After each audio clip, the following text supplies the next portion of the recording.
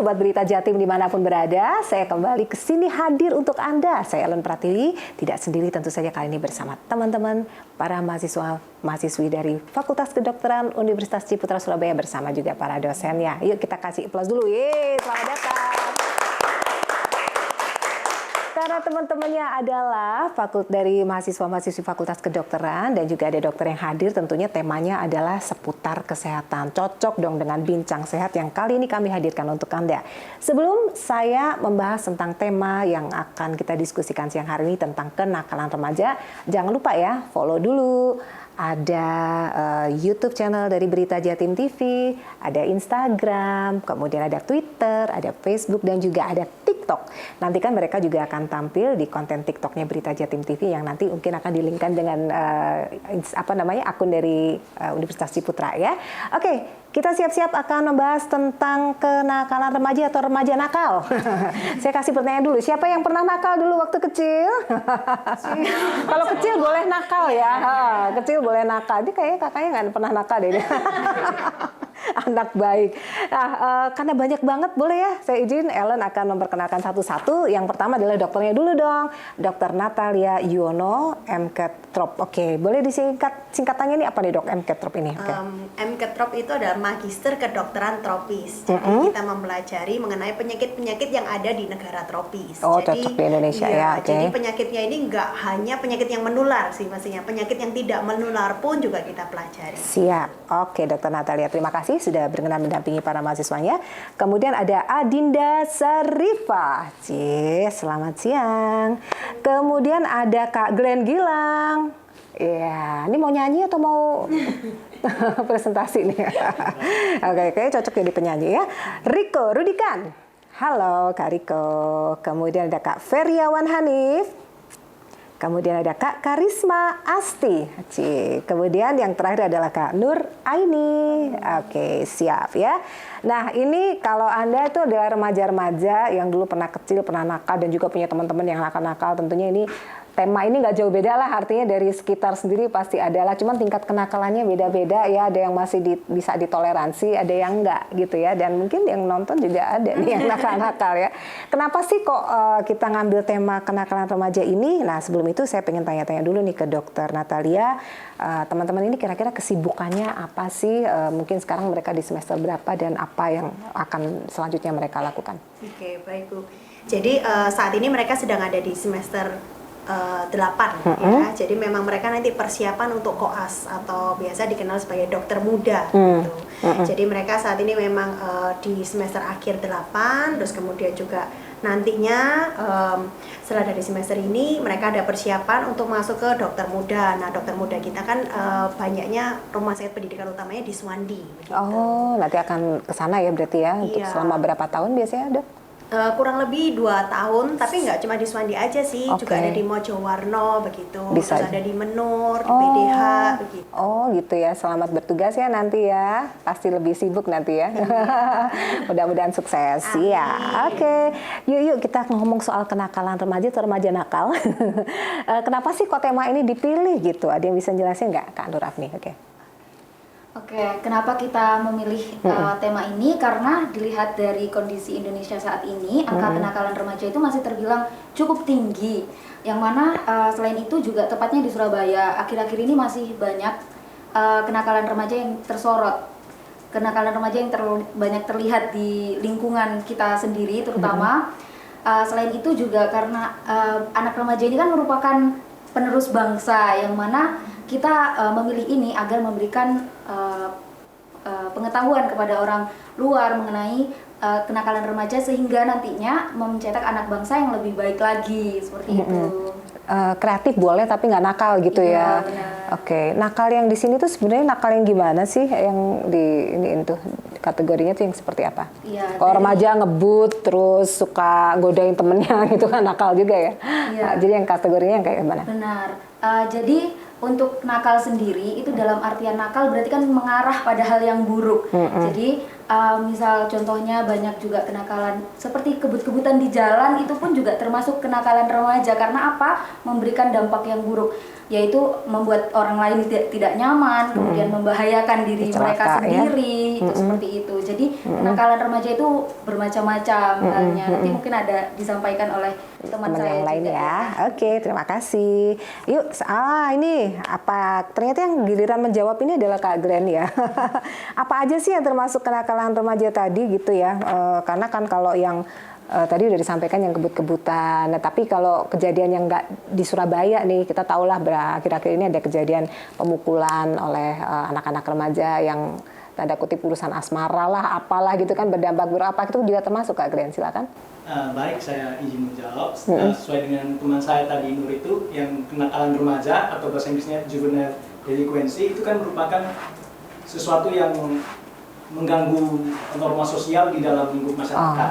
Nah, kemudian tadi pas Bu Ellen membuka acara tadi itu kan sempat menyebutkan bahwa kenakalan remaja terbagi jadi dua, yang bisa ditoleransi dan yang tidak bisa ditoleransi. Nah, untuk bahasa yang lebih formalnya lagi itu terbaginya itu menjadi yang ada atau diatur di dalam hukum dan kenakalan yang tidak diatur dalam hukum dan kenakalan yang diatur dalam hukum. Oh, begitu ya. Nah, untuk kenakalan yang tidak diatur dalam hukum itu contohnya seperti melawan orang tua, kemudian melakukan tindakan-tindakan indisipliner dalam lingkungan keluarga, dalam lingkungan sekolah, lingkungan masyarakat, kemudian seperti memakai pakaian yang tidak pantas, itu merupakan contoh-contoh dari tindakan atau kenakalan remaja atau juvenile, tindakan yang di luar dari ranah hukum.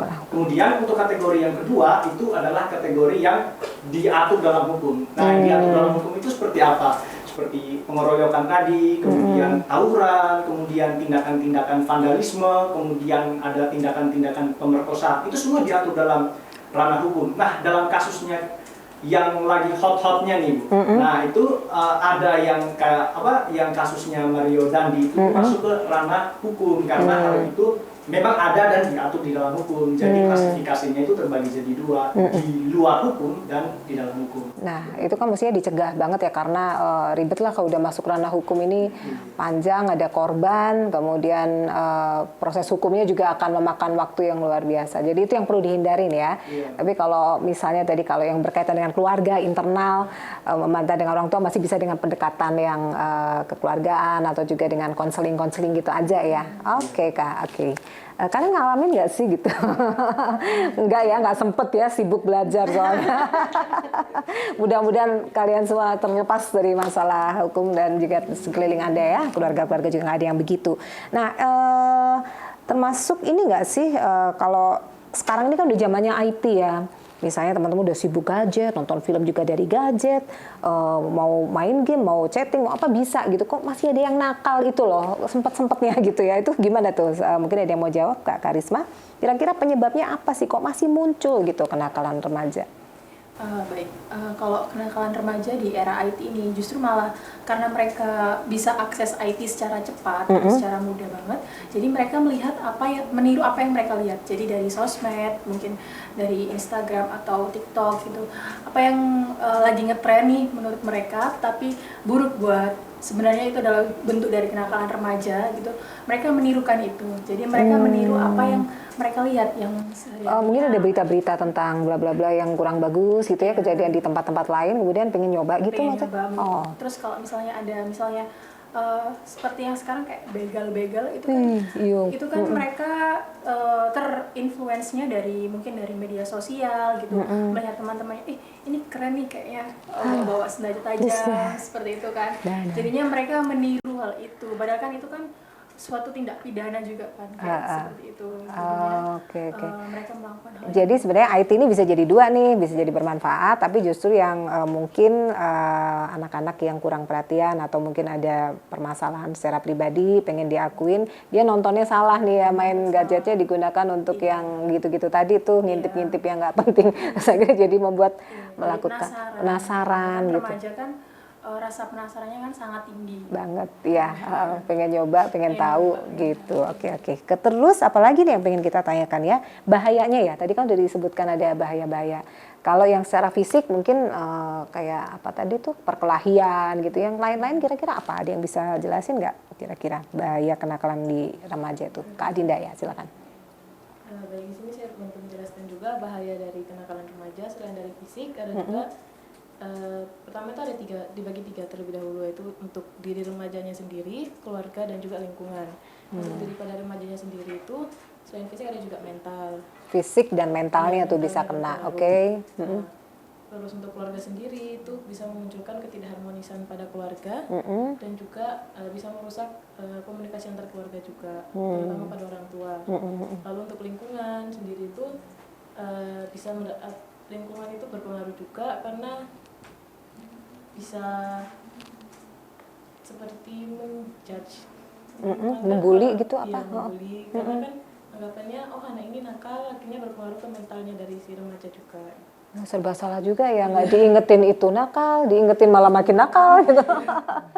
Gitu ya, jadi dampak buruknya bisa 3 tadi ya Kak ya, jadi apakah ke internalnya sendiri, ke keluarga, juga ke lingkungan. Nanti ada juga dampak-dampak yang lain dijelaskan sama teman saya nanti lebih dalam. Oke, siapakah yang menjelaskan lebih dalam nih ya, dampak buruk ini yang terkait dengan kesehatan ya. Kalau tadi kan mungkin lebih ke mental dan lingkungan, yang kalau kesehatan apa nih, siapa? Kak Riko ya? Oh oke, silakan. Dampak dari kenakalan remaja ini terutama bagi kesehatan dan juga masa depan remaja itu sendiri. Untuk misalnya dari kesehatan sendiri misalnya dampaknya itu bergantung dari kenakalan remaja, apa yang dilakukan oleh remaja tersebut. Misalnya ambil contoh alkohol, rokok ataupun narkoba.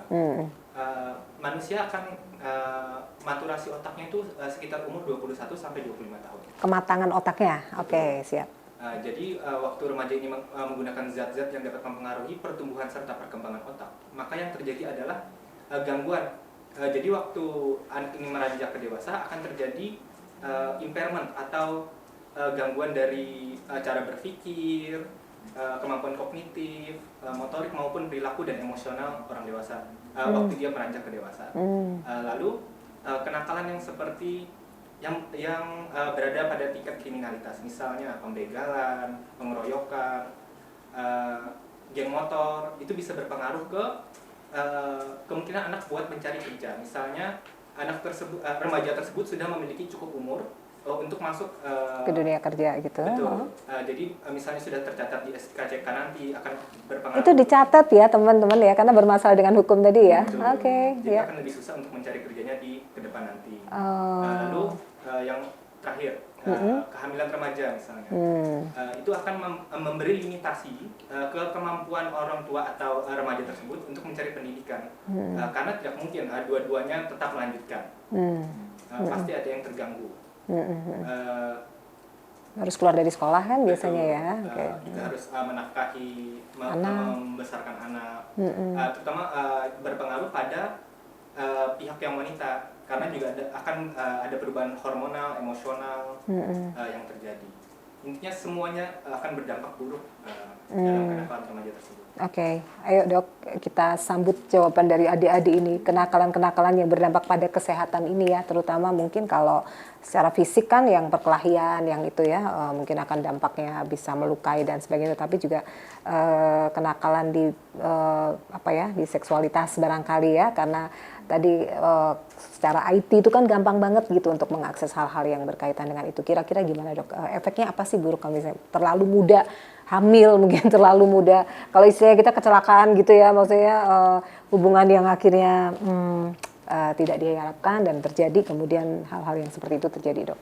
Bahayanya apa? Baik, makasih.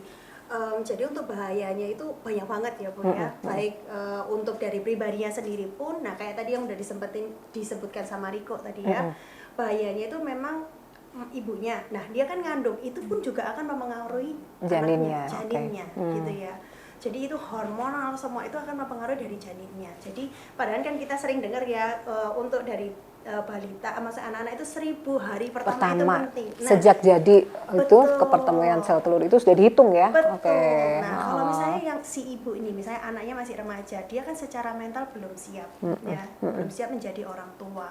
Jadi itu akan mempengaruhi apa yang dia makan, pendidikannya, perilakunya. Tentu apa yang masuk akan mempengaruhi yang apa yang di dalam. Nah, contoh misalnya si anak ini yaitu mungkin kehamilan yang memang tidak diinginkan, begitu ya. Terus memang dia ternyata punya cenderung sifat untuk ya tadi minuman, ada alcohol abuse gitu ya, misalnya dia minum gitu.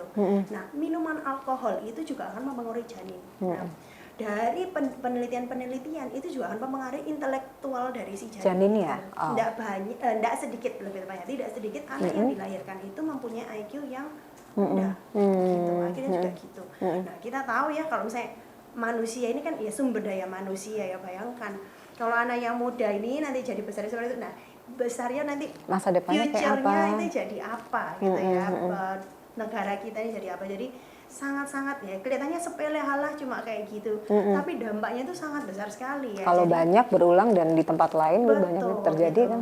Sektornya nggak cuma kesehatan yang kena, banyak ya, sosial dan semuanya bisa kena. Ya, itu kalau misalnya kita nggak hati-hati, nggak awas perihal ini gitu ya, itu akan sangat maksudnya kita yaitu jangka panjangnya itu sangat loss, ruginya itu sangat banyak begitu ya. Baik. Ya kayak tadi IT gitu, makanya penting banget itu diawasi dari anak kecil tuh. Sekarang waktu awal itu kalau misalnya dia lihat itu dikasih tahu ada namanya movie itu semua usia, semua umur, 13 tahun. Tolong dikunci ya kalau orang tua itu, kalau misalnya handphonenya dipegang anaknya itu ya. Betul, jadi pembatasan ya. Dan misal gini, memang kita nggak bisa jadi polisi ya, tiap hari dampingin terus ya. Kan nggak mungkin kita jadi polisi 24 jam sebelah.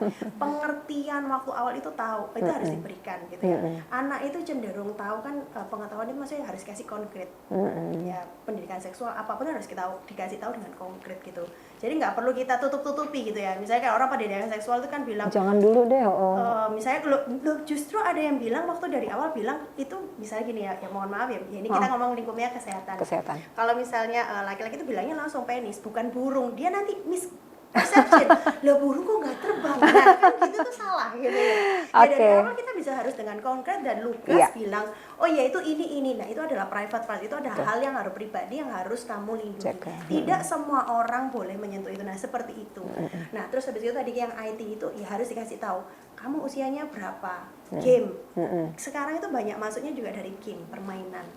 Mungkin permainan itu kelihatannya mainan yang untuk sesuai dengan umurnya, tapi iklannya itu yang tidak sesuai dengan umurnya. Nah, dari itu terus apalagi anak remaja, anak-anak itu kan asa ingin tahu ya, ada ya sexual drive itu kan mulai timbul pada saat remaja. Terus kemudian juga rasa ini semua, jadi dia kan apa ya rasanya. Nah, kadang yang di komik itu kan dia bisa telan mentah-mentah tuh. Nah, kayak tadi jadi akhirnya pengen coba sih rasanya apa gitu ya. Ya nikmat hanya beberapa menit, kesusahannya itu kalau nggak dibikin ya jangka panjangnya tadi itu sih. Iya baik gitu. ya. Nah betapa berat juga ya tugas teman-teman. Tapi kira-kira apa yang mau dilakukan?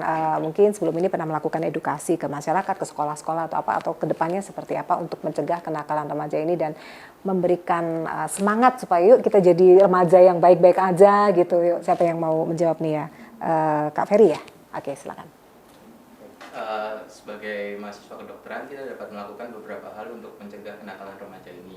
Salah satu contohnya mungkin kita bisa melakukan penyuluhan dan juga edukasi kepada para remaja melalui sekolah-sekolah seperti itu, untuk menjelaskan apa saja konsekuensi dari tindakan yang mereka lakukan yang menyebabkan terjadinya hal negatif atau kenakalan remaja itu.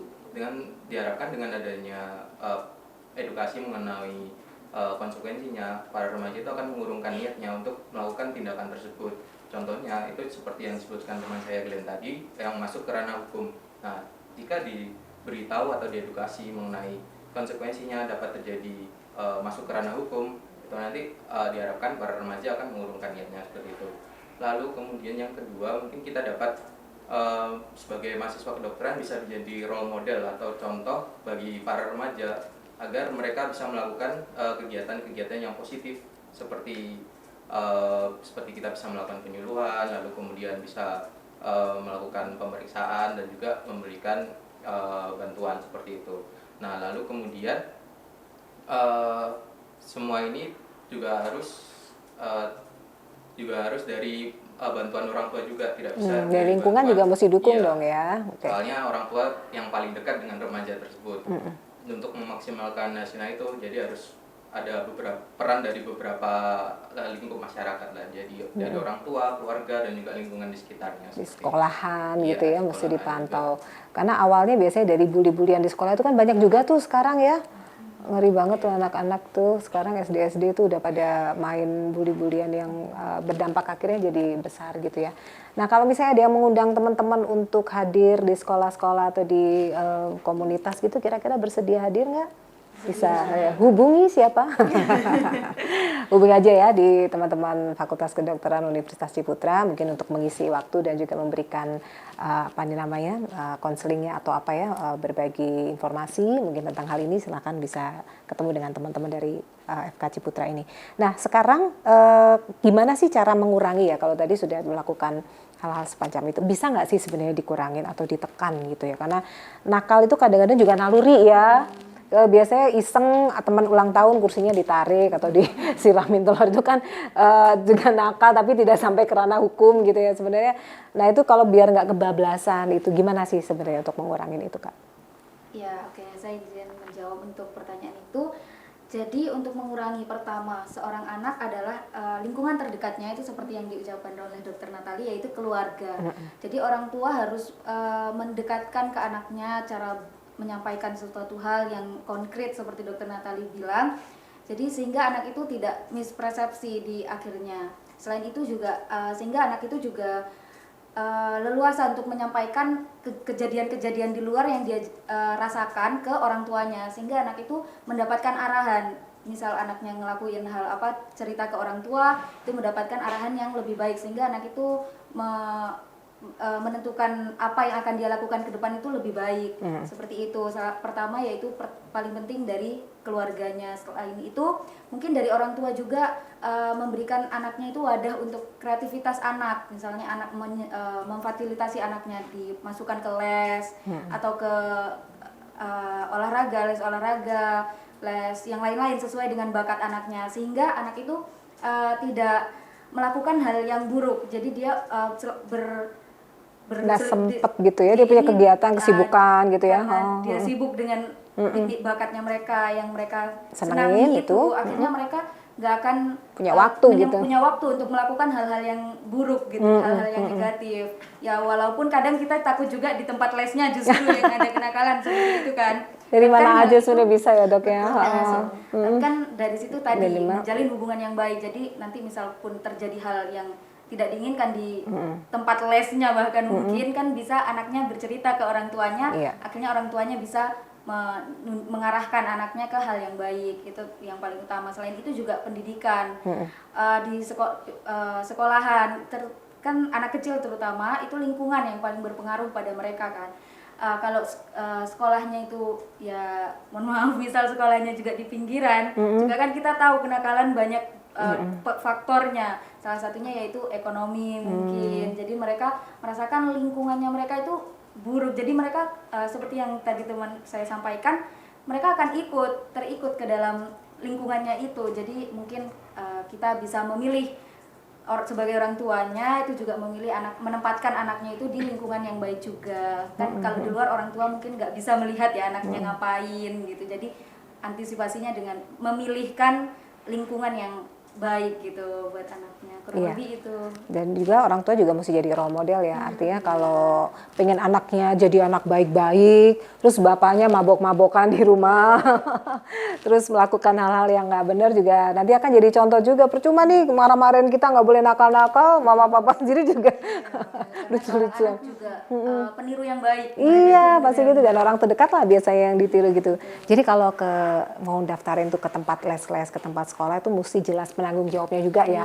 Jadi misalnya anaknya pamit nih, oh aku mau les mah ke ini atau ikut belajar kelompok, mesti jelas nih kemananya gitu ya. Karena kalau enggak itu bahaya juga gitu. Ada yang kemarin itu cerita ada yang kerjaannya katanya, oh saya lagi ada kegiatan syuting katanya, kita syuting yang nggak beres-beres begitu ya, maksudnya kan itu orang tua meyakini bahwa itu positif, ternyata akhirnya nggak juga gitu, syuting hal-hal yang kurang bagus. Baik, nah sekarang karena kita di sesi yang terakhir, kita pengen kasih pesan-pesan nih gitu, cuman singkat-singkat aja kali ya dari masing-masing atau memberikan semangat ya kepada Sobat Berita Jatim supaya kita bisa menekan gimana supaya remaja itu nakal yang kreatif dan tidak berpapasan dengan hukum. Silakan Kak. Mungkin buat teman-teman lebih meningkatkan kedekatan dengan agama. Jadi semakin kita dekat dengan agama, mungkin semakin menurunkan keberanian kita untuk melakukan sesuatu yang di luar batas. Iya, ada ini ya, ada remnya, nggak gaspol, remblong ya. Oke, terus silakan. Oke, dari saya terutama buat perempuan, karena sekarang perempuan banyak dijajah mentalnya, terutama fisik juga. Jadi jagalah kehormatan wanita karena sejatinya wanita itu istimewa. Siap, keren banget nih. Oke. Kalau dari saya, mungkin jangan mudah terpengaruh sama teman-teman. Mungkin terlihat keren bagi mereka, tapi jika itu menurut kalian salah, ikuti kata hati kalian.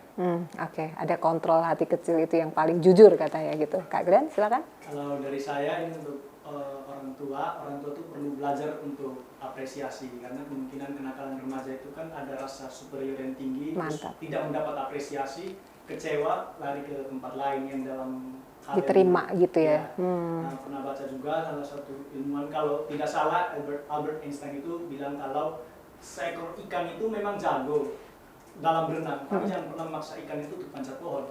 Karena semua anak itu memang ada, remaja itu di dalam fasenya itu punya gifted, mereka diberikan talenta di hal-hal tertentu, mereka bisa main bola, jangan pernah paksa untuk jadi dokter, atau mereka bisa matematika, jangan paksa jadi pemain bola, karena semua anak itu perlu yang namanya diapresiasi, apalagi dalam pertumbuhan mental yang belum stabil, mereka itu sangat-sangat mencari apresiasi, dan tempat dan wadah yang paling baik itu orang tua, orang dewasa, orang yang sudah stabil secara mentalnya, sehingga bisa diarahkan secara pelan-pelan.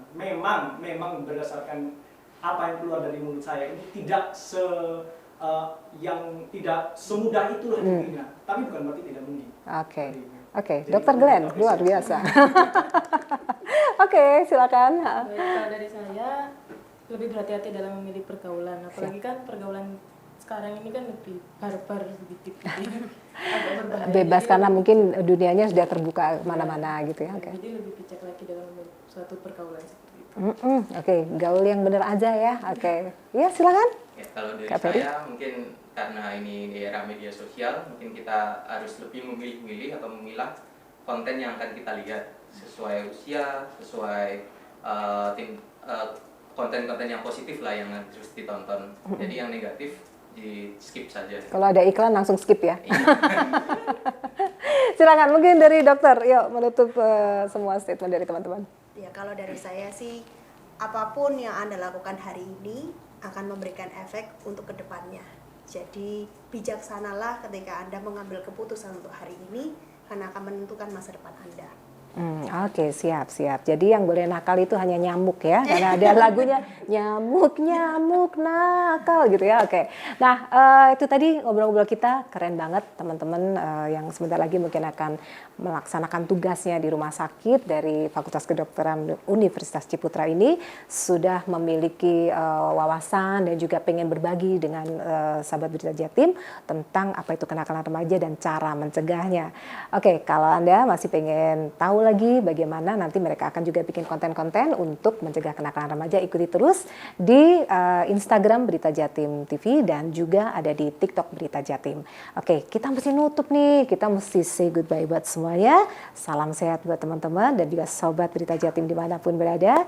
Kita akhiri bincang-bincang kita di Bincang Sehat kali ini. Saya Ellen Pratiwi bersama teman-teman FK Universitas Ciputra Surabaya mengucapkan terima kasih dan sampai ketemu lagi di lain kesempatan. Bye.